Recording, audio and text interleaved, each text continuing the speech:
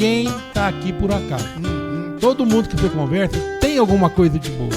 Eu falava muito isso aí quando eu frequentava os congressos na medicina. Congresso, a maioria é o mesmo assunto, né? O mesmo assunto em congresso. Mas sempre se trazia alguma coisa de bom para o município, para a sua formação.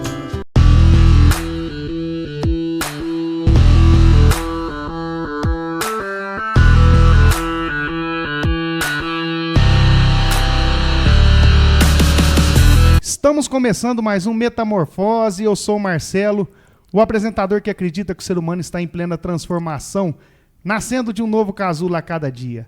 Eu quero agradecer a você que é inscrito no nosso canal e quero pedir a você que ainda não se inscreveu a se inscrever no nosso canal. A gente já está atingindo a nossa meta.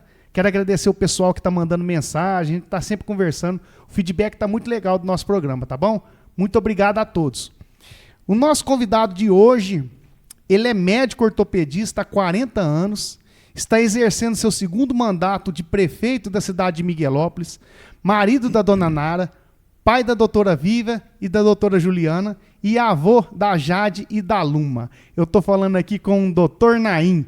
Muito obrigado pela sua presença, viu, doutor Naim? Ô Marcelo, te agradeço demais pelo convite, a gente estar aqui hoje. Fazendo esse bate-papo, falando um pouco de família, um pouco de profissão, um pouco também da parte política. E eu fico muito satisfeito por você ter me convidado aqui para a gente fazer esse bate-papo. A satisfação é toda nossa, doutor. Deixa eu perguntar para o senhor recebe o nome do avô? Nome do avô, Naim Miguel. O senhor conviveu com ele, não? Conheceu ele? Convivi muito com meu avô. Eu sou o Naim Miguel porque sou o primeiro neto da família homem, né? Sim. Até então só tinha nascido mulheres. Então, quando eu nasci, foi uma festa. Quem colocou meu nome foi o saudoso Dr. William Amin. O Dr. William Amin, que é pai do Dr. Amin lá de Ituverava, que ele já tinha feito os partos todos da família, né? Na época, né? Era praticamente tudo parto normal. E o meu avô, meu pai, a família sempre esperava um filho, um neto homem, meu avô. E, no entanto, tinha vindo 4 mulheres antes. Nossa. E quando eu nasci foi uma festa total. Minha mãe conta que enquanto ela estava lá sofrendo com as dores do pós-parto, o Dr. William, meu avô Naim, meu pai, meus tios estavam comemorando o meu nascimento. E quando eu nasci, o Dr. William falou de pronto, nasceu o Naim Miguel Neto. Que legal. Foi uma história bonita. O seu avô, ele faleceu quantos anos o senhor tinha? Meu avô faleceu no ano que eu formei, 1982. Nossa. Então eu devia ter 24 para 25 anos. Então você conheceu ele bem. Convivi muito com meu avô. Nós tínhamos até um slogan assim que o povo falava na cidade, que a gente era os netinhos do vovô. Era eu, era o Dr. Miguel, era o Mussi. Então a gente tinha essa fama na cidade de ser os netinhos do vovô, cada um com seu vô. Né? O senhor conseguiu assim ver uma diferença de cultura por ele ter vindo da Síria? Vocês sentiam isso assim? Eu acho que a gente não sentiu muito, porque a gente que meu avô veio do Líbano, meu pai nasceu aqui no Brasil. E as convivências nossas eram sempre com o pessoal de parentes, de amigos, que estariam sempre em contato. Então a gente conviveu muito com os avós, com os tios, e a característica principal era o que eles tinham para nos transmitir. Então meu avô me transmitiu muita cultura, me transmitiu muita, como diz assim, organização. Legal. Que eu pegava muito do meu pai também. Meu avô e meu pai cresceram praticamente, cresci sempre assim, com eles, né, com meu tio Dardanello, o Dr. Nemer. O Dr. Nemer até inspirou a gente para fazer medicina na época. Mas a cultura que a gente sempre levou em vida é a cultura familiar. E nós tínhamos muito laço familiar, não só da minha família, mas de todos os primos, parentes, e principalmente daqueles que vieram do Líbano. Seu avô mesmo, é seu avô, né? Vô Joeda. Vô Joeda, o tio Raji, a família do Ordem Amin, família do Soleme Jorge. Então, do tio Joeda, todo mundo ali, a gente tinha muito laço familiar e sempre foi preservando os laços, como diz assim, da história do meu avô, da história dos meus tios, mas assim, da parte da família libanesa, né? Costumes, ali, gastronomia, as festas que nós fazíamos. A gente lembra muito de festa que reunia a família toda, não era só a família de um, mas de todos que vieram do Líbano, lá de Cafarrabo, né?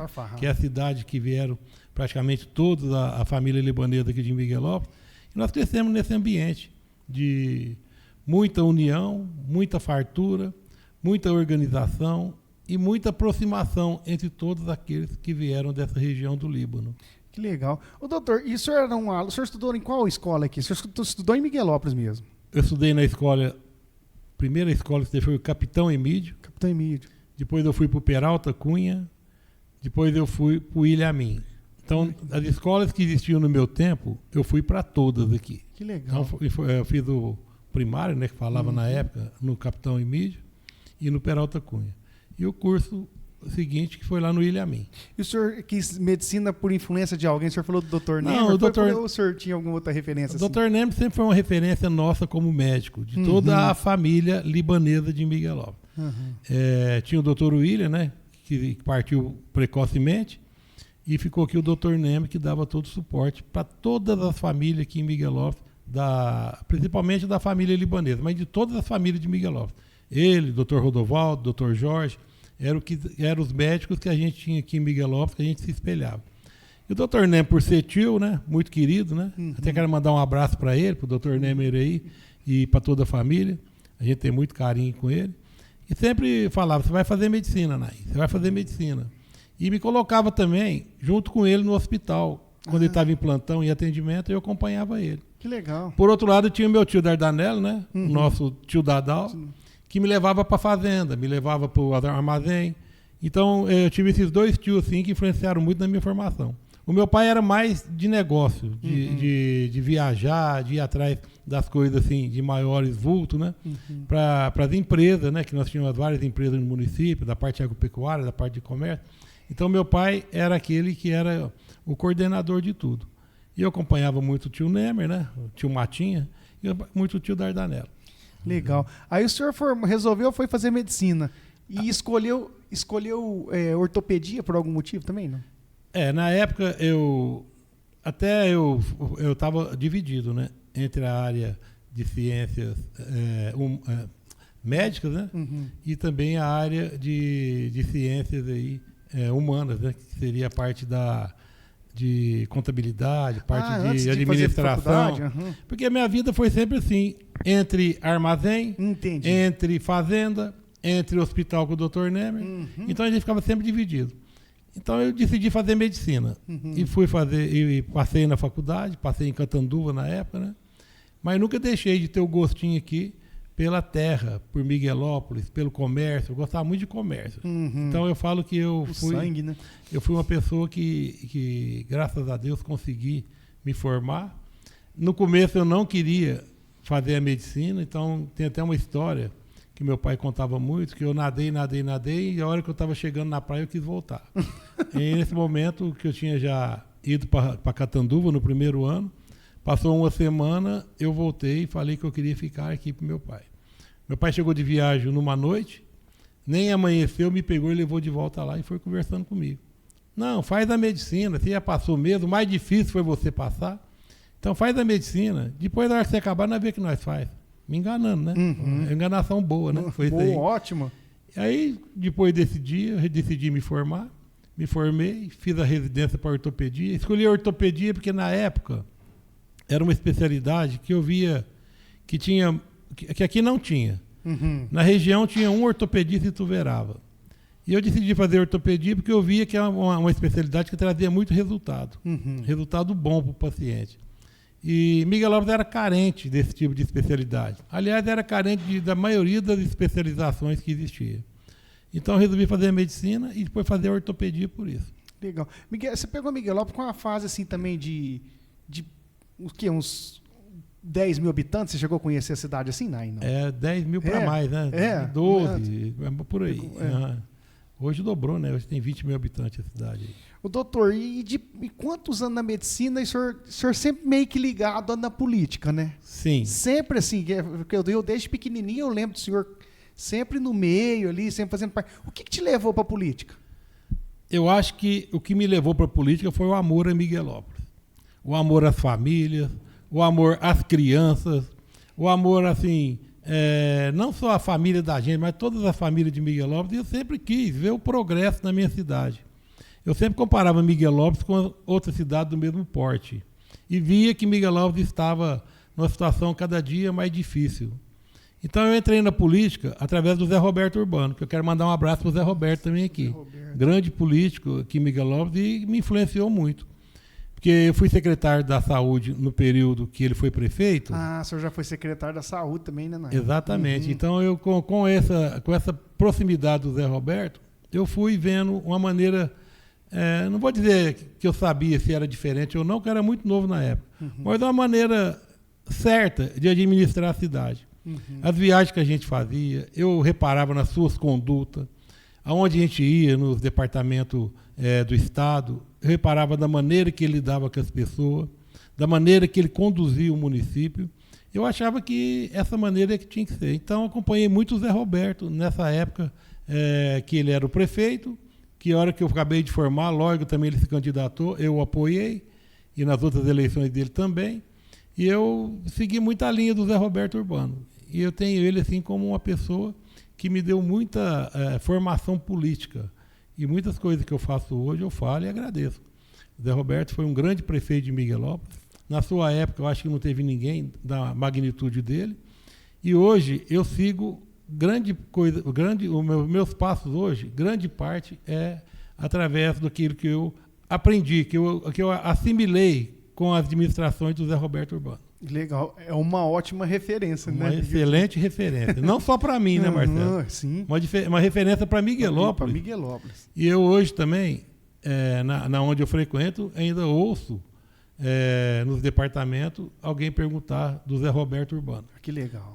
É um prefeito que sempre tem alguém, alguma repartição, que lembra da administração dele e, logicamente, lembra dele, né? Isso aí.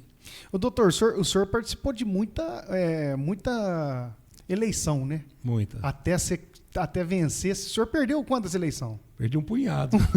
Um punhado é um número bom. Mas eu falo assim, desde que eu estou em Miguelópolis, depois de formado, eu sempre participei da política. Participei de vários pleitos, mas eu mesmo diretamente participei de uma para vice-prefeito, participei de outra para prefeito, depois participei de outra para vice-prefeito, de novo, e duas para prefeito. Então eu fui 3 eleições. Como é que é? 2 eleições para prefeito e 3 para prefeito e 2 para vice-prefeito. São 5 pleitos diretamente envolvidos. E o senhor foi o único prefeito, se eu não me engano, que conseguiu reeleger em Miguelópolis na história. Eu sou o único prefeito reeleito em Miguelópolis. Reeleito. E tem aquele ditado, né? Como é que o povo diz? Se foi reeleito, que o povo aprovou a administração. Então, a minha administração, primeiro, foi muito turbulenta, mas nós conseguimos organizar a cidade, colocar a cidade, eu falo sempre, no rumo certo, né? E a segunda administração foi um complemento e uma conclusão daquilo que nós conseguimos no primeiro mandato. Deixa eu perguntar para o senhor, quando o senhor assumiu a prefeitura a primeira vez, o senhor meio que pegou uma bomba, né? Porque Miguelópolis vinha num histórico de muito problema de justiça. A gente viu aquela que, infelizmente, passando por tudo aqueles problemas que estava passando. Isso, de certo, meio que desestruturou também internamente, né? O senhor, na hora que o senhor sentou lá, o que o senhor pegou e viu assim, falou, o que é isso aqui? O senhor viu alguma coisa de dificuldade? Muita dificuldade, muita falta de recurso, muito endividamento, a cidade sem nenhum nome que a gente pudesse propor alguma coisa para o pessoal vender para o município, ninguém queria fornecer nada para o município. Departamento pessoal totalmente desestruturado, assim como o departamento de compras e licitação, para te falar a verdade, não existia compra e licitação, departamento de educação também sem nenhuma estrutura, saúde nem se fala. Saúde, muitas vezes a gente tirava recursos próprios para poder manter os medicamentos básicos no pronto-socorro. Sem nenhuma unidade básica de saúde no município, pronto-socorro totalmente, vamos dizer assim, semi-destruído. Eu lembro que o pronto-socorro, eu entrava lá, dava até medo. Parecia que era um lugar que só tinha gambiarra, igual a gente fala. Dava até medo lá. Então a Santa Casa também, com a possibilidade de fechamento na época que eu assumi em 2017. Então a gente não tinha dinheiro nem para pagar funcionário público. Funcionário público a gente escolhia pela categoria salarial, os ganhos salariais, o que a gente ia pagar.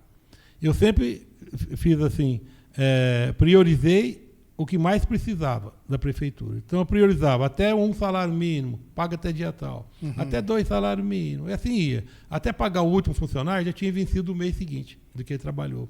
E muitas vezes, os meus cargos de confiança recebia no outro mês ainda. E eu lembro bem dos funcionários da prefeitura falar para mim: o senhor não vai conseguir fazer o salário esse mês. O senhor não vai conseguir cumprir os compromissos esse mês. O senhor não vai conseguir receber os recursos estaduais e federais que o município tem direito esse mês. Vai ficar tudo bloqueado. Então, foi um período de muita dificuldade. E eu não podia ficar atrás da cadeira, vendo a banda passar, como a gente diz, e vendo a situação cada dia pior. A cidade, dificuldade para pagar energia, Nossa Senhora. dívidas monstruosas com a Sabesp, dívida com fornecedores, muito resto a pagar. E o principal, né? O nosso instituto totalmente falido. Sem dinheiro, não podia aposentar ninguém, os recursos que tinha no instituto. O que é instituto? Instituto de Previdência Municipal. Ah, da Previdência, o fundão que fala. É o fundão que fala. Sim, tem o INSS, que é o regime geral, e tem o regime próprio, certo, que é o nosso fundo, né, municipal. Então eu peguei a cidade em situação mesmo crítica, e muita gente falava para mim assim na época: o senhor não vai desistir? O senhor não vai jogar a toalha, entregar isso aí para o governo, para quem vai querer tocar o município, pedir uma intervenção? Eu falava. Mas chegou num ponto de pensar assim também, pessoal? Muito. Estava triste a situação da prefeitura. Sem funcionário, sem equipe, sem dinheiro, com nome sujo, com a moral lá embaixo. Que eu ia falar, não pode esquecer do que veio também, né? Exato. Né? A moral nossa era muito triste. Eu lembro que nas reuniões que eu ia no começo do mandato, em São Paulo, em Ribeirão, que a gente eu andava muito. Ninguém via Miguelópolis como uma cidade que poderia ter um futuro melhor. Todo mundo via Miguelópolis, isso eu gosto de falar, porque eu vivi isso. A minha equipe viveu isso. Todo mundo via Miguelópolis como uma cidade fadada ao insucesso. Justamente pelos ocorridos que tinha aqui, que era problema financeiro, problema de moral, problema de nome. Nós não tínhamos nome na cidade para poder adquirir nada. Se ganhasse recurso, não recebia, né? Frota, tudo sucateada. Não tinha ambulância. Eu lembro uma vez que uma maca com um paciente escorregou da ambulância e caiu no asfalto. Eu fiquei desesperado. Eu falei: gente, mas eu entrei para fazer diferente.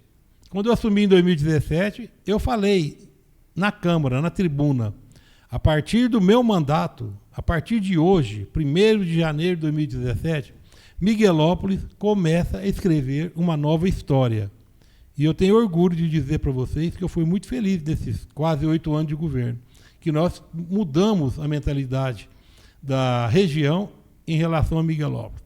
E mudamos também a mentalidade do município, do munícipe, do eleitor de Miguelópolis, que viu que existe hoje, aqui na nossa cidade, uma maneira diferente de administrar. Eu fiz muito, Marcelo, com menos. E muita gente pode criticar: o doutor Naim fez isso, fez aquilo, às vezes não agradei um, não agradei outro. Mas em administração pública, você tem que dar a prioridade para a população em geral. Não adianta você priorizar alguém, ou um setor, ou até alguma coisa familiar, que você não vai governar. E eu tive muita orientação quando eu frequentava em Brasília a Confederação dos Municípios. Eu tinha muita amizade com o presidente, Paulo Zilkowski, que ele chama. E eu fui um dia reclamar para ele. Falou: vamos lá na minha sala. Sentou eu e ele lá. O Paulo Zilkowski deve ter hoje uns 80 anos, mais ou menos. Ele ainda é o presidente da Confederação dos Municípios. E nós fazemos parte. Ele falou para mim assim um dia: sai do seu gabinete, vai atrás de recursos. Pelo jeito que eles puxam lá a situação do município na confederação, tem tudo lá. Pelo jeito, seu município não tem recursos próprios. E recursos que você vai conseguir fazer investimento no município vai ser recurso federal ou estadual, que pode vir até de governador, através de ministro, através de presidente e através de parlamentares. E eu não posso deixar de agradecer também a nossa Câmara da época, que eles também correram atrás. Você está falando do primeiro mandato. Primeiro mandato. A Câmara, no primeiro mandato, me ajudou muito. Correu atrás de recursos também, correu atrás de obras para o município. E eu, como gestor municipal, a gente não tem que falar assim: fulano ganhou essa obra, eu não vou executar. aquele lá não é do meu lado, eu não vou fazer as coisas que estão aí, que ele conseguiu. Porque quem faz é prefeito. Prefeito faz e pode não fazer. Mas eu sempre fiz todo aquele recurso que veio para o município. Eu costumo dizer, recurso que eu ganho não é meu. Recurso que um vereador ganha não é dele. Recurso que um secretário manda para o município não é do secretário. Recurso que algum munícipe consegue com algum amigo fora, em alguma secretaria, não é dele. Esses recursos são todos do município. Logicamente, a gente agradece todos que tiveram a participação para que esse recurso viesse para o município. Mas esse recurso é do município e cabe ao gestor, ao prefeito, executar. Eu não deixei uma obra sem executar no município. Eu não deixei uma obra paralisada sem concluí-la. Concluí várias obras paralisadas no município. E não deixei de fazer nenhum recurso que foi conseguido, ou por algum parlamentar aqui do nosso legislativo, ou por alguém que mandou esse recurso através de algum deputado, eu executei todos. Então, eu sou um prefeito que pensa muito na cidade. Igual eu te falei, recurso próprio até hoje é difícil. Nós não temos recurso próprio no município para poder investir. Se você me disser, agora trocamos luminária aqui da chegada aqui no seu estabelecimento, mas troca 2 lâmpadas aqui que está queimada, aí eu não tenho condição pela prefeitura. Hoje talvez tenha um pouquinho mais, né? Naquele momento não tinha. Tapa um buraco, não tinha condições. E outra coisa também, tapar buraco é dinheiro que a gente joga pelo esgoto. Você sabe que onde tem um buraco, você tampa ele, vai abrir outro em outro lugar. Entendeu? Faz um recapeamento da minha rua, sem chance. Contrata um veículo para a saúde, sem chance no momento. Hoje, eu digo assim que nós escrevemos uma nova história por isso, que a situação hoje é outra no município. Hoje eu trabalho mais confortável. Ainda não resolvemos todos os problemas, mas cabe ao gestor, eu até no fim do meu mandato, e a quem também vier depois de mim, concluir os problemas, alguns problemas que ficaram, que muita coisa nós resolvemos. E quando que o senhor começou a perceber que estava já clareando, ficando mais fácil, acontecendo as coisas mais fácil? Em que ano que foi? Eu acho que clareou mesmo foi 2019. 2 anos depois. 2 anos depois. Que eu encaminhei para poder fazer essa melhoria em 2019. 2017 foi praticamente um ano de aprendizado. Um ano praticamente perdido, porque a gente correu muito atrás. E eu saí do gabinete, até tinha parceiros meus lá, meus amigos, falavam assim, o que esse doutor vai fazer? Nós não pode sair na rua. E ele não para aqui. Falava assim, só está viajando, o que veio isso? Até tinha um vereador que falava que eu era na viagem, né, que eu não parava aqui. Mas era o motivo que a gente, era o que a gente tinha que fazer no momento. Mas em 2019, depois que a gente conseguiu parcelar Sabesp, CPFL... O que é Sabesp? Só para me entender. Sabesp é água. Não, sim, mas qual que é a dívida que a prefeitura tinha que Sabesp? Não pagava. Mas o que? De coisa pública? Isso, dos repartições públicas. Dos departamentos públicos. Isso. A esse ponto chegou, deve até para Sabesp. Não pagava. Era uma dívida absurda na época, em torno de milhões, 8 milhões, 7 milhões, eu não lembro. CPFL é a mesma coisa. A CPFL só não corta a energia das partes de emergência do município, né? Seria saúde, até educação aí. Você pegou essa bomba de viver esse risco assim, né, doutor? Não, muitas vezes eles queriam cortar a energia. Eu tinha que parcelar correndo. Aí o que acontece? Aí depois do parcelamento, que a gente volta a agradecer o legislativo da época, a gente conseguia tomar um fôlego, né? Isso aí. Mas o que mais impactava o município era o Instituto de Previdência, é o fundão que nós já comentamos. Uma dívida monstruosa. O fundão não tinha um recurso, não, tinha algum recurso depositado, que o prefeito anterior a mim, se eu não me engano, era o Juliano, que ele que depositou alguma coisa no fundo. Daí para trás, depositava, mas depois sacava o dinheiro de volta. Então, o fundo de previdência, que teria que ter um caixa de, vamos dizer assim, do seguro, né? Um dinheiro ali, seria um lastro para o funcionário, não tinha nada na época. Era muito pouco, era em torno de 4, 5 milhões ou 6 milhões que tinha depositado nessas contas do fundo. E eu tive que fazer o parcelamento do fundo e pensava, como é que eu vou pagar esse parcelamento? Mas fizemos parcelamento em torno de 240 meses, pra você ter uma noção do valor da dívida. Eu fiz parcelamento para próximas gerações, né? Mas não tinha outra saída. Aí conseguimos limpar o nome do município. E os recursos conseguidos já dava para a gente respirar e correr atrás de viabilizar. Porque ganhar o recurso é apenas um papel que escreve lá, autoriza para o município tanto recurso. Mas daí, até o recurso chegar do município, é uma longa estrada. É muita dificuldade para o município chegar, ter aquele recurso na mão e executar aquele recurso. Aí que entra o problema das licitações, né? Também é um tema muito vasto para a gente conversar. Mas depois que nós conseguimos licitar, resolver esse problema do nome do município, aí conseguiu dar uma deslanchada. Começo de 2019 foi a maior... primeiro eu comecei a fazer o Capitão Emídio. Esse eu tinha um recurso próprio do município através do Fundeb. E a gente tem que executar tudo dentro do ensino, né, fundamental. E depois eu consegui em Brasília, até lembro do vereador Miguelão na época, né? Nós estivemos em Brasília no comecinho do mandato e nós conversamos, aí nós falamos, vamos lá no Ayrton Sandoval, deputado, era senador na época, ele era suplente, ele assumiu. Não lembro se foi do Aloysio ou foi do Serra que ele foi suplente. Aí nós fomos lá, ele atendeu a gente muito bem. Aí nós falamos para ele, arruma um recurso para Miguelópolis, nós temos lá uma dificuldade muito grande na parte de infraestrutura. E naquela época, Marcelo, eu até não acreditava que ia chegar o dinheiro. Ele arrumou R$1 milhão para nós. Nossa. Em dinheiro de hoje, seria em torno de 3 a 4 milhões de reais. Eu falei, não vai chegar, né? Mas eu sou muito resiliente, né? Eu fui atrás e conseguimos. Eu joguei esse dinheiro todo para fazer a IOSH, que até então, nesses 2 anos, eu tinha feito vários tapa-buraco na IOSH. E tapava de um lado, daqui 2 meses abria do outro. Então eu falei assim, eu vou fazer o recap da IOSH integral. E contratei a empresa. E, graças a Deus, a empresa que ganhou a licitação foi uma empresa muito idônea. Até hoje ela presta serviço aqui na nossa cidade. E ela veio, eu não esqueço até hoje, primeiro o maquinário todo, para fazer 3 quilômetros de asfalto, que era 1,5 km de cada lado da avenida. E chegou, se eu não me engano, mais de 15 caminhões de massa asfáltica. Nossa. E ele executou a obra em tempo recorde.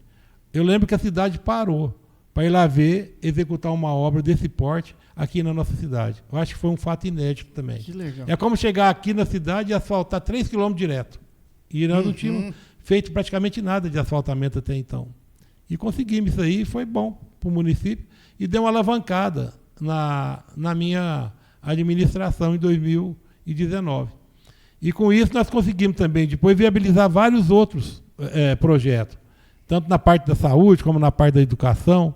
E essa da infraestrutura também puxou outros projetos, puxou outros recursos que a gente conseguiu.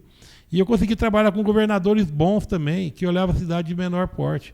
Seria o Geraldo Alckmin, o Dória me ajudou muito, Márcio França me ajudou muito.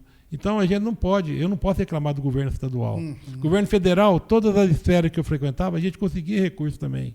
E foi assim que a gente conseguiu mudar o rumo que Miguelópolis estava tomando e conseguir fazer um rumo do progresso na nossa cidade. Legal. Ô, doutor, assim, agora como empresário me deu uma curiosidade, porque o senhor sempre foi médico, depois assumiu a prefeitura, mas o senhor falou umas palavras aqui que é os que os empresários mais usam no início. Falou, equipe não estava estruturado. Quer dizer, eu falei, de onde o senhor estudou algum tipo de... Falou assim, como que eu vou lidar com isso aqui? Que o senhor montou uma estrutura para tocar um negoção, né? Que é a prefeitura. E o senhor parece que já tinha uma noção disso já? Olha, você sabe, no começo do meu mandato, nós tínhamos orçamento em torno de 70 milhões por ano. Eu não tinha muita noção da parte administrativa, mas tinha muita noção da política e tinha muita noção de organização. Organização que você falou do seu avô e do seu pai. Exatamente. Pois é. Eu lembro do meu pai e do meu avô, depois do expediente, ele lá fazer as contas, eu falava assim, que ele fazia o planejamento para o dia seguinte. Que legal. Entendeu? Você via eu lembro isso, então, meu pai escrever, eu até brincava muito, que meu pai falava assim, agora meu pai vai estudar, eu era menino, né? Ele pegava os cadernos dele e falava, agora ele vai estudar também. Mas ele era muito organizado, meu pai. Isso aí te trouxe. Então isso aí me trouxe para a administração pública o que um gestor tem que ter. É organização, é transparência, é honestidade. Ali dentro a gente tem que ser honesto. A gente não pode entrar numa administração pública hoje quem quer ter benefícios. Eu acho que quem quer ser político é para servir o povo. É isso mesmo. Quem quer ser político é para atender a população. É para ir atrás dos anseios da população, da mãe de família, do pai de família, da criança. Tudo começa na criança. E daí eu decidi investir muito em educação no nosso município. Encontrei até um amigo esses dias, que foi até vereador. Posso até citar o nome aqui, Pode, se for possível. tranquilo. É o Matheus Garofo, Sim. um amigo que a gente tem, que ele me encontrou um dia assim, aleatório na rua e me falou: doutor, eu quero te dar o parabéns. Queria até que ele estivesse escutando isso aqui. Eu nunca falei isso para ninguém. Mandar pra ele, falei né? só para ele esses dias agora que eu encontrei. Mas ele falou: quero te dar os parabéns. Falei: o que foi, Matheus? O senhor fez uma revolução na educação do município. Que legal. Isso deixa a gente muito satisfeito. Que é para isso que a gente está aqui, né, Marcelo? Como prefeito. É fazer uma coisa que todo mundo tenha o favorecimento. Todo mundo saiba que quando a gente investe numa sala de aula, quando a gente climatiza uma sala de aula, quando a gente faz uma ampliação numa escola, uma reforma na escola, que reforma hoje não é você trocar uma porta, você fazer uma pintura nova. Reforma hoje é você fazer a reforma estrutural da escola. É reformar toda a escola, para o aluno ter vontade de ficar na aula. Hoje eu saio na rua, as crianças me adoram, me abraçam, falam assim: doutor, o senhor me deu um caderno, o uniforme que o senhor me deu, a apostila que o senhor colocou para nós. Isso é bom, que a gente está vendo que a criança, ela está sabendo que a gente está sabendo que ela está absorvendo o ensino, e o pai está vendo que a criança está evoluindo dentro da escola. Eu costumo dizer sempre que a nossa educação hoje não perde para a educação nenhuma da região.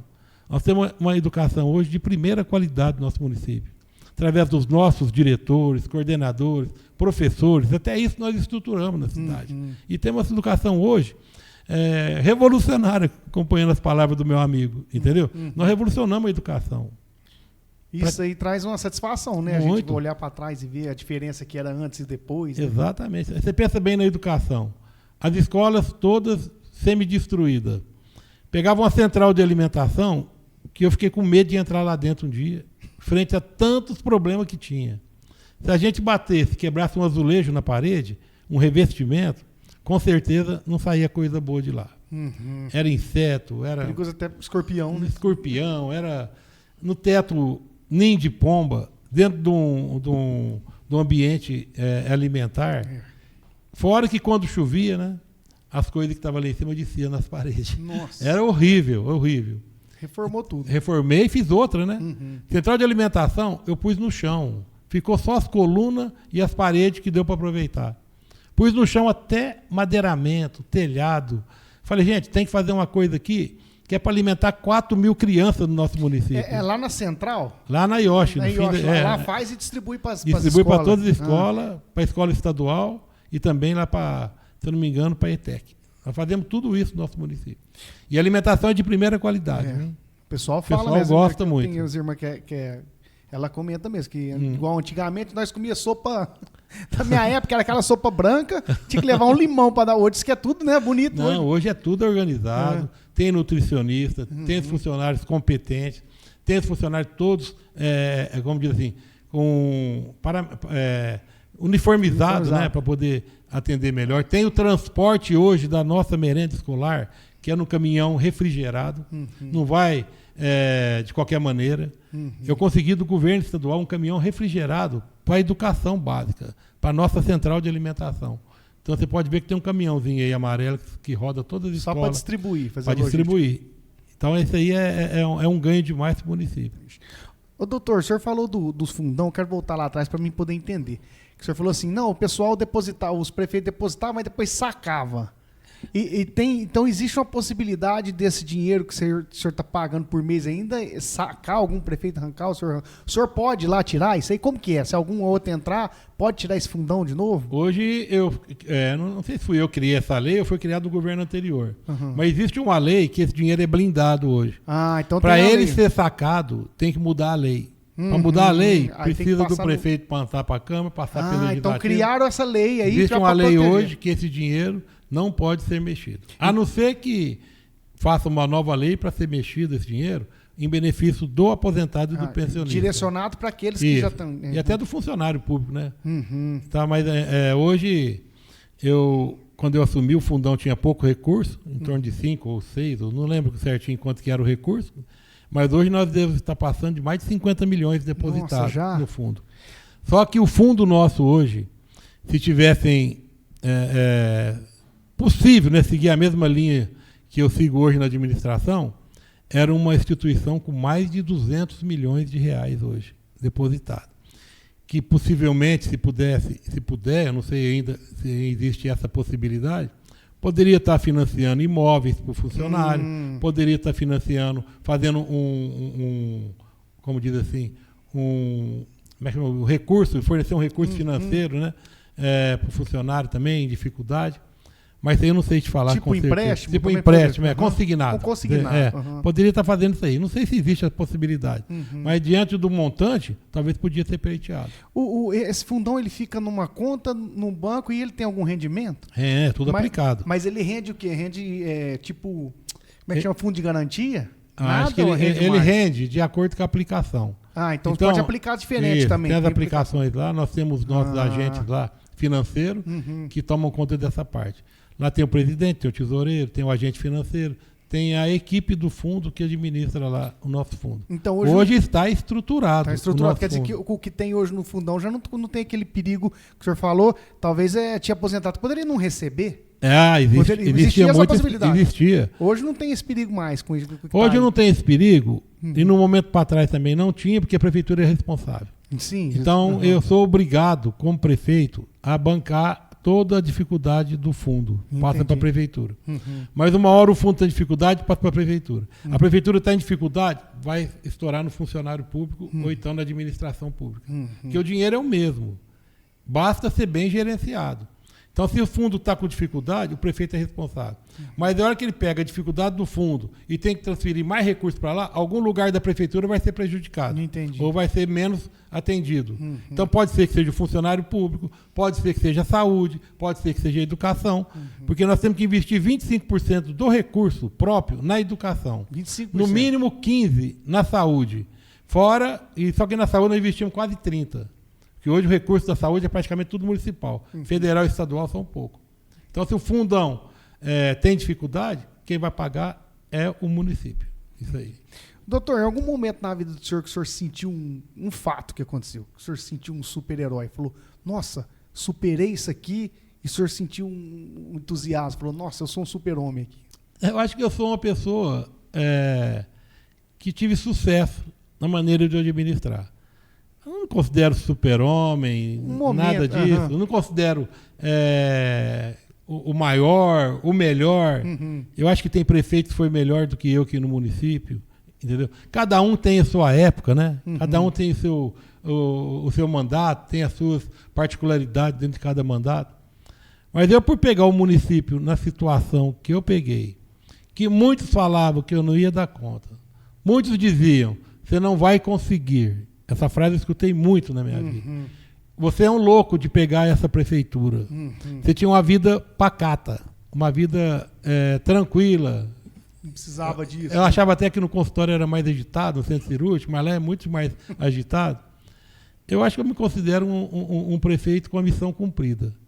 Tirar o município do buraco, da dificuldade, e colocar o nosso município hoje no cenário do Estado, como município em crescimento, um município em progresso, com a população que a população aprendeu que existem maneiras diferentes de governar.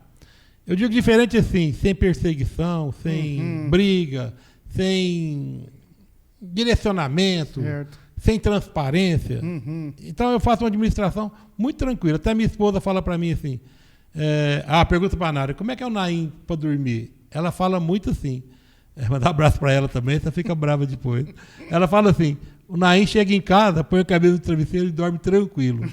Aí muitos falam assim, mas ele não fica preocupado com a administração? Ele fala assim, eu faço aquilo que eu tenho que fazer e procuro fazer bem feito. Para atender sempre quem está lá na ponta.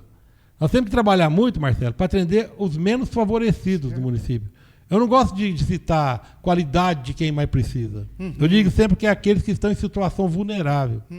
Porque a vulnerabilidade é triste. Os menos favorecidos é aqueles que eu falo muito para minha esposa. Atende esse. Atende esse que vai lá e fala, eu não tenho dinheiro para pagar a luz, não tenho dinheiro para pagar a água, eu não tenho uma cesta básica. E digo muito para você, eu tenho orgulho de dizer, no fim do ano passado, esse ano não fizemos a conta não, nós conseguimos mais de 3 mil, ou eu não lembro, mas 3 mil cestas básicas para o município, fora o que a gente adquire com recurso próprio. Então, acho que a administração pública tem que ser voltada para aquele que precisa. O restante vai ter os benefícios de uma boa gestão. Hoje eu vejo Miguelópolis assim, em pleno crescimento. Você tira uma base lá na Ioshi, que é uma avenida que a gente dedicou muito lá. Hoje tem iluminação nova, tem asfalto novo. Então, eu falo muito assim, você vê que um comércio hoje de Miguelópolis também está indo tudo para Ioshi no Miama. Lá tem vários, forte. Exatamente. Você vai na Leopoldo, o comércio está subindo, está chegando quase no posto, o posto F ali, né, na avenida ali. Eu digo o posto do japonês. Então a gente vê que no turismo mesmo, nós temos muito crescimento no turismo. O turismo não é uma indústria que fica locada, entendeu? Tem o seu lugar para poder estar instalada. É uma indústria que ela pega o município inteiro. Ela movimenta, né? Exato. Então tem a parte dos ranchos, a parte das pousadas, a parte dos bares, dos restaurantes, da praia, do esporte náutico, da pesca. Olha tanto de horizonte que o turismo abre. E todos eles precisam de gente para trabalhar. A parte de culinária. Eles falam que é difícil arrumar cozinheiro aqui em Miguelópolis. Não está tendo cozinheiro, pedreiro está difícil de achar, pintor mais difícil ainda. Então essas coisas que a gente prima na administração é para trazer o benefício para todo mundo. E nunca esquecendo daqueles que mais precisam. Tá certo. Ô, doutor, e em um momento que o senhor se sentiu impotente no sentido de uma situação, o senhor fala assim, não tem jeito de eu fazer nada, que o senhor se sentiu impotente, teve algum momento desse assim? Teve algum momento de dificuldade. Eu nunca me senti impotente na prefeitura. Eu ouvi dizer uma vez de um conselheiro do Tribunal de Contas do Estado de São Paulo, Dr. Dimas Ramalho, ele falou para mim assim, na prefeitura não tem nada urgente. A prefeitura, tudo você pode parar, respirar e pensar naquilo que você vai fazer. Aliás, só deve ter uma coisa urgente da prefeitura, quando a gente tem que fazer um auxílio funeral. Esse é urgente. Ele falava. No restante, tudo você pode parar e pensar. Não faça nada correndo. Nada sem pensar. Que conselho, hein? Do conselheiro do Tribunal de Contas do Estado de São Paulo. Legal. Que foi várias vezes presidente. Então, o Dr. Dimas Ramalho, ele falou para mim desse jeito, dentro do gabinete dele. Que quando eu entrei, fui visitar, né? Fui fazer minhas visitas, que é normal, tanto aqui em Ituverava como lá em São Paulo. E ele me falou, aqui não tem nada urgente. Para, respira e depois você toma a decisão. E você vai tomar várias decisões por dia. Você nunca vai tomar uma decisão só por dia. E toda decisão vai ter o pró e vai ter o contra. Então você tem que trabalhar para tomar decisões que você favoreça o município. Isso que eu fiz. Legal. O doutor, percebi que em alguns momentos o senhor comentou sempre assim, o senhor é um cara muito aberto a escutar pessoas, né? Gosto de ouvir as pessoas. Não gosto de responder, principalmente ofensas e agressões. Não respondo. Eu fico na minha. Um silêncio, às vezes, vale muito mais do que uma resposta. Claro. Então, eu fico muito quieto em todas as críticas que eu recebo. Agora, tem críticas que são feitas que eu respondo diretamente para a pessoa. Eu não vou responder em rede social. Não, tá certo. Então, eu tive uma crítica agora há pouco tempo, eu liguei para a pessoa. Ela falou, muito obrigado, o senhor está me ligando. Não sou aquele prefeito que vai bater ou levou. Não. Eu sou ali e todo mundo tem a sua razão. Entendeu? Pode ser uma razão dele, que não é aquilo que está acontecendo, mas todo mundo tem a sua razão. Até a pessoa que faz uma má gestão tem a justificativa. Entendeu? Então eu falo muito isso aí. Não adianta a gente ir lá e bater de volta. Também não vou dar como é que fala lá o ditado? Eu não vou dar cara para bater a todo momento, né? Não, eu pergunto pro senhor assim, igual o senhor falou com o senhor Dimas Ramalho, teve uma outra hora que o senhor citou também de conversar com o presidente da confederação. Isso, quer dizer, o senhor sempre procurava gente, conselheiro, assim, ouvir pessoas para melhorar o seu...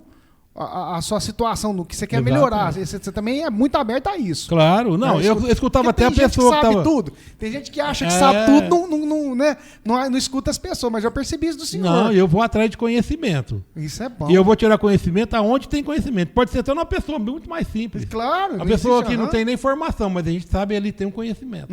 Ninguém está aqui por acaso.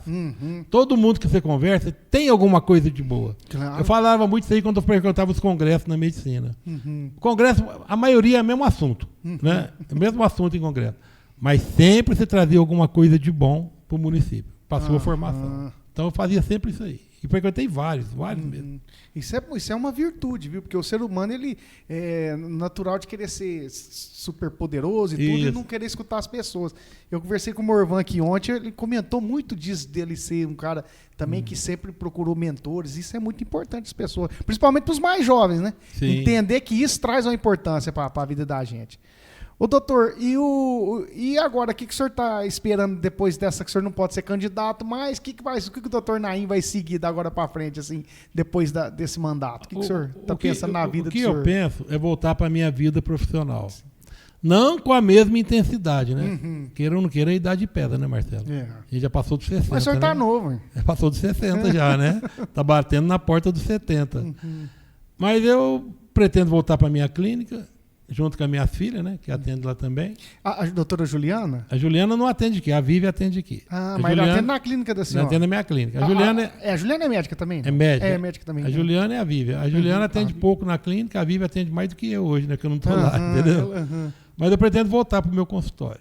Isso aí. E viver um pouco, né, porque 8 anos que passou, a gente nem viu o passado tão intenso que foi. Uma neta minha nasceu no primeiro mandato, no primeiro ano do primeiro mandato.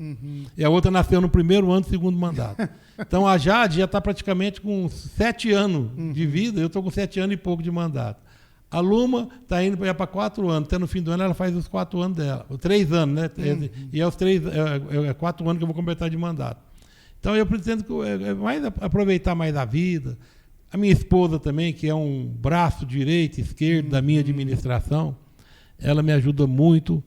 Até o pessoal em São Paulo brinca muito quando chega eu e a Nara lá em São Paulo, que não é muito comum o prefeito ir sempre com a mulher para trabalhar, né? E a Nara vai muitas vezes comigo para São Paulo. Companheira mesmo. Também para ela ver os problemas dela também da parte de promoção social, né? De assistência, de fundo social, reuniões com a primeira-dama do Estado, ela vai muito comigo. E então o pessoal sempre fala assim, chegou o casalzinho de novo, né? Eu falo, mas eu tenho que vir, e ela faz questão de vir junto, mas é mentira, né? Tem gente que força para vir mesmo. E eu tenho essa virtude de viajar sempre assim em família. E eu quero continuar a família, viu, Marcelo? Eu tenho muito assim orgulho da família que eu nasci, da raça árabe, né? Da família árabe. Eu acho que é um privilégio a gente nascer numa família árabe, quando os outros, como também os outros, devem ter o privilégio de ter nascido em família de outra nacionalidade. E a gente tem uma família muito unida, graças a Deus. Passa por dificuldade, passa por momentos também difíceis, né? Você sabe que toda família tem isso. Mas o que a gente aprendeu em família é o que a gente transmite para os outros seres humanos que estão ao nosso redor. É verdade que neto é melhor do que filho? Eu falo que neto tinha que nascer primeiro. Depois nasceu os filhos. É muito bom. Eu tenho 2 filhas espetaculares. Tenho 2 genros maravilhosos.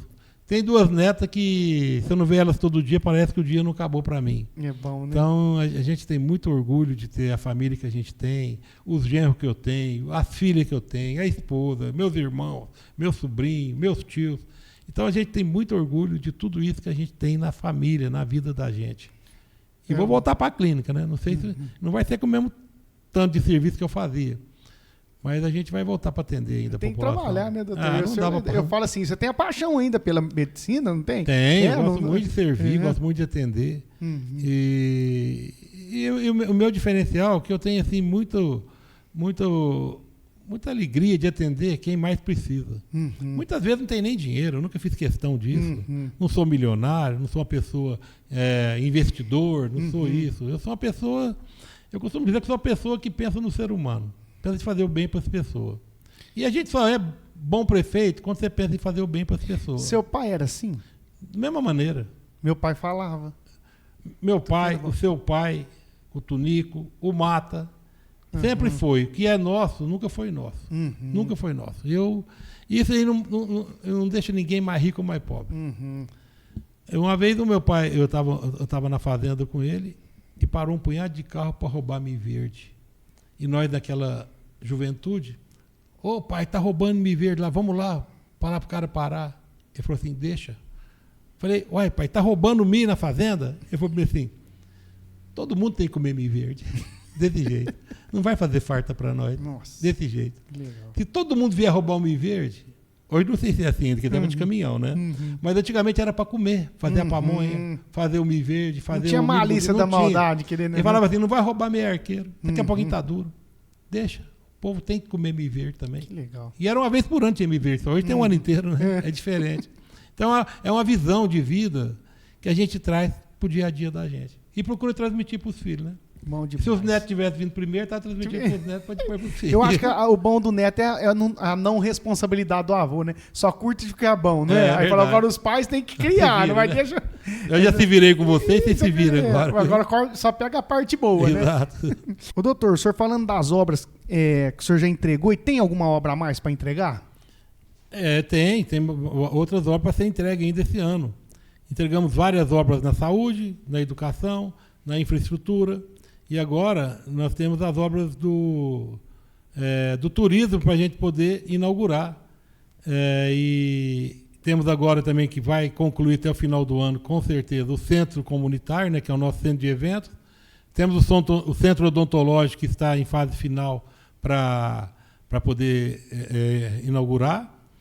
Temos também uma reforma agora do centro cultural, com troca de poltronas, com melhoria na pintura, no telhado. Uma reforma estrutural de todo o nosso centro cultural. Legal. O centro cultural é onde é que é o cinema ali? Isso, é no cinema ali. Então vai reformar tudo ali. E a praia? A praia é o nosso cartão de visita. Nós fizemos na praia em praticamente 5 anos, o que demorou 50 anos, que a praia faz 50 anos no ano que vem, para ser feito. Então nós vamos entregar a praia, que está praticamente concluído, 2 calçadão, vamos entregar também na praia iluminação de LED, e eu vou pegar até o gancho da iluminação da praia e dizer a toda a população que todas as luminárias da cidade vão ser trocadas para LED. São 4.500 luminárias, se contar os ranchos vai dar praticamente 5.000 luminárias, e vai ser tudo LED, que é uma iluminação que ilumina muito mais e gasta muito menos. Então o morador às vezes me pergunta, vai trocar a lâmpada na porta da minha casa? Sim. Vai trocar todas as lâmpadas da nossa cidade. Vai colocar 4.500 a 5.000 lâmpadas de LED na cidade, que vai dar maior luminosidade e menor gasto. E com a economia do gasto de energia, nós vamos pagar as luminárias novas que vão ser colocadas na cidade. Voltando na praia, né, vamos entregar a rampa náutica, já entregamos a praça de alimentação, o portal da praia está pronto, tem uma ciclovia de acesso à praia, tem um recapeamento total, tanto para chegar na praia, como dentro da praia também. Então a praia hoje nós temos assim, praticamente uma praia nova. O que falta na praia hoje, se for considerar tudo que nós já fizemos, seria a troca da areia. Mas também já está encaminhado. Eu acredito que o próximo governo vai fazer a troca total da areia da praia. Legal. Ô, doutor, teve eu não lembro quem que me falou aqui, que vocês regularizaram algum pedaço de terreno, de casas, em termos de escritura, como que chama isso? Teve isso, acho que foi lá no Jatobá? Jatobá, nós fizemos uma regularização fundiária no município. Chama regularização fundiária. Quem tem os imóveis, os terrenos que não estavam regularizados, através de um convênio com o nosso governo estadual, com a Secretaria de Habitação, nós já entregamos quase 500 escrituras para os moradores. Ninguém tem noção que a geração de riqueza que é isso. Exatamente. Isso é geração de riqueza. E já está encaminhado, já está no cartório para registro, mais ou menos umas 500 escrituras. Então vamos entregar 1.000 escrituras públicas para os moradores dos terrenos aqui em Miguelópolis que eram irregulares. Que legal. E isso é muito importante, como você diz, gera riqueza para o município, dá garantia para o dono do imóvel, que ele tem um terreno escriturado. Não, e se valesse 10, hoje vale 15. Exato, tipo assim, né? Exato. E vamos entregar João Crisóstomo, Sumaré, o bairro São José, se eu não me engano, Lilian Carla, todos esses bairros serão regularizados no município. Falando em bairro, e o bairro Legário lá, onde é Sapolândia, que o pessoal conhece como Sapolândia, como está lá? O bairro Legário foi uma luta, foi uma vitória grande, teve muitos colaboradores, tanto aqui no município, quanto também no governo estadual, e muita gente falava, esse bairro nunca vai regularizar. Igual eu te falei, eu sou resiliente, sou insistente. E nós conseguimos, através de recursos de alguns deputados, com a ajuda de alguns vereadores, praticamente foram R$1 milhão. A prefeitura fez um aporte de praticamente de mais ou menos uns R$400 mil. E nós conseguimos fazer guia, fazer galeria, fazer esgotamento sanitário no bairro e a pavimentação de todo o bairro. Então foi uma luta e, graças a Deus, através do governador também, que na época foi o Dória, foi doado uma área na escola agrícola, lá na ETEC, para que a gente fizesse uma elevatória de esgoto lá, que era o que a Sabesp exigia para poder fazer o esgoto do bairro. Então o bairro Olegário, que ninguém acreditava, está aí, gente. Está totalmente urbanizado. Ele já é, assim, ele tem saneamento? Todo saneamento básico. Ele tá já tem esgoto, já tem galeria, tem iluminação, legal. Já tem a pavimentação, então tem as guias e até as calçadas, para onde não tinha dentro do bairro, nós construímos a calçada no bairro Olegário. Nossa, que legal. Então é um bairro hoje que muita gente falava que tinha que demolir.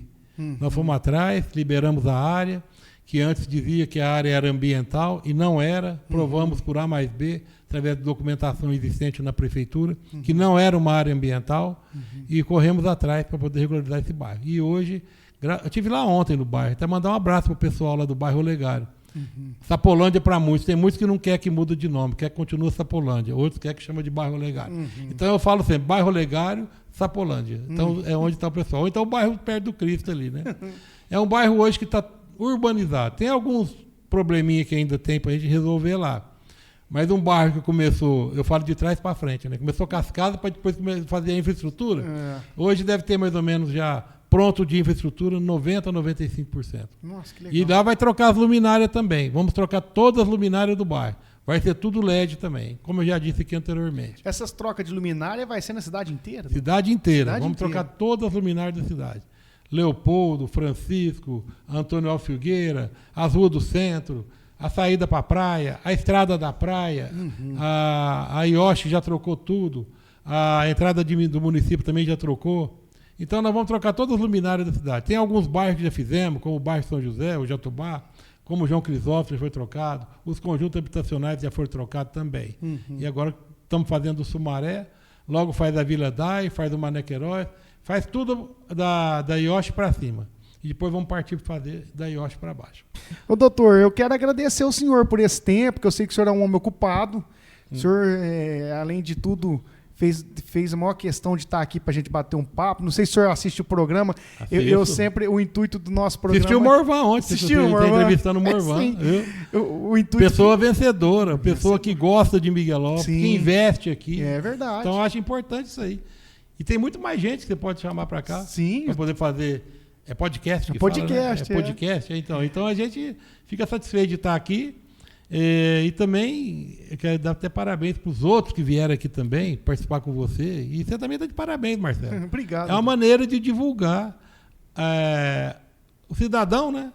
E também a cidade da gente. Eu falo que o maior intuito desse programa, por isso que chama Metamorfose, é a gente aqui nessa conversa tentar descobrir as várias fases que o ser humano viveu quando era um casulo, quando se transformou, quando era e o que fez isso. Quantos ensinamentos a gente não pode, numa conversa dessas pessoas, aprender, ou eu mesmo aprender aqui. Então eu estou tirando muita lição disso aqui. Está valendo muito a pena disso. E eu tenho muita lembrança do seu pai, da maneira que ele conduzia também, o Gudoeira, do Mata. O Mata, conversei com ele aqui esses dias. O Mata também sempre foi um espelho para nós. Não vou dar espelho de riqueza disso, não. Espelho de vida, mesmo. Da maneira que ele conduziu a vida dele. Tanto é que o seu pai, que faleceu recentemente, que ele e o Mata eram as pessoas que todo mundo queria estar perto. É verdade. E eles sempre fizeram o bem. Isso que é importante na cidade. É verdade. Não tem nada que paga de fazer o bem para as pessoas. A pessoa vai te agradecer sempre. Doutor, muito obrigado pela sua presença aqui, viu? Deus abençoe o senhor. Manda um abraço para dona Nara, as filhas do senhor, os genros. Os dois é amigo meu, é o Miguelzinho. Então, todo mundo assistindo aí. E o Tarso. Beleza. Tá bom. Mas é muito bom a gente estar aqui. Obrigado também por você ter me chamado para fazer parte desse seu programa. Com certeza é um programa vencedor. Obrigado. Vai trazer muita informação para a população, muita informação para todos os munícipes, para a região nossa aí. Tá? E a gente espera, agora no final do mandato, concluir da mesma maneira que a gente começou, com a mesma vontade de ver a cidade progredindo. Muito bom. Tá certo? Doutor, muito obrigado mais uma vez. Valeu. Que Deus abençoe o senhor e a sua família do senhor, tá bom? Valeu, obrigado mesmo. Pessoal, muito obrigado pela paciência e pela audiência de vocês. Que Deus abençoe todos. E se inscreva no canal aí. Até mais.